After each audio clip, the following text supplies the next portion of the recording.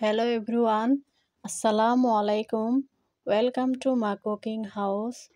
আজ আমি আপনাদের সাথে অল্প কিছু মুরগির মাংস দিয়ে এবং কীভাবে বেশি পরিমাণ আলু দিয়ে রান্না করলে খেতে সুস্বাদু হবে তাই আপনাদের সাথে শেয়ার করছি।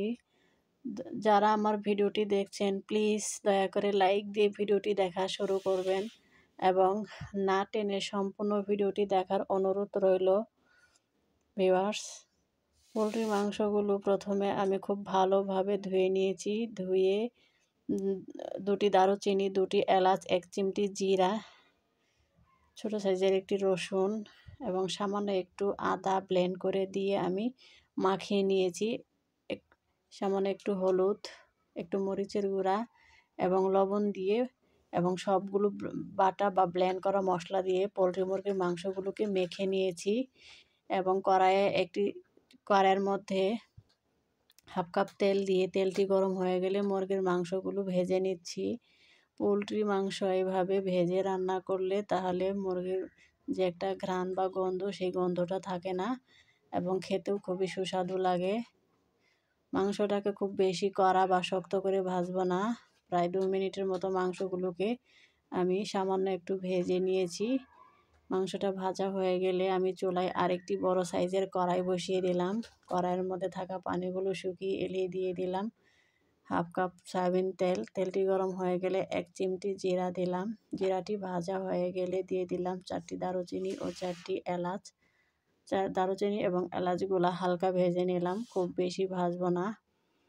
দিয়ে দিচ্ছি 4টি পেঁয়াজ কুচি। পেঁয়াজ কুচিগুলোকে আমি প্রায় 1 মিনিট সময় ধরে ভেজে নেব। ভিউয়ার্স, আপনারা চাইলে জিরাটা স্কিপ করতে পারেন বা নাও দিতে পারেন।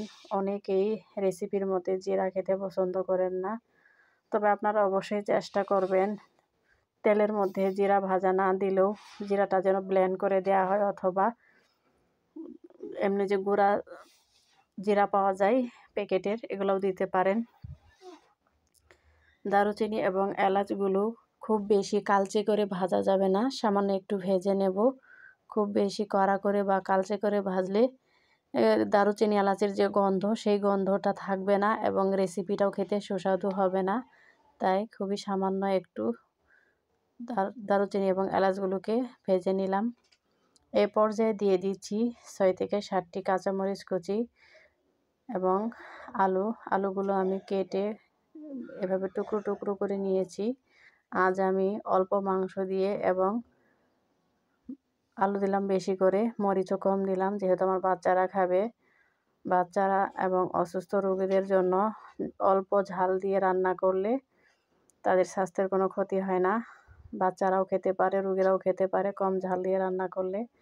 তাই আজ আমি ঝালের পরিমাণটা কমিয়ে দিলাম যেহেতু আমার বাচ্চারা খাবে। এবং এই পর্যায়ে দিয়ে দিলাম আমি